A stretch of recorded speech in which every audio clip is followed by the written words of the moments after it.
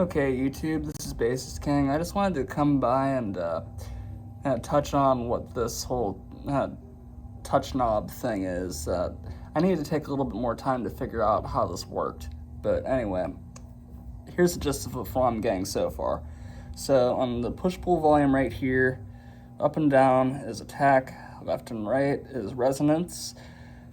All around on this part is basically a pickup phase selection, and I can just touch anywhere and it moves around the sound, kind of like how miking an amp would.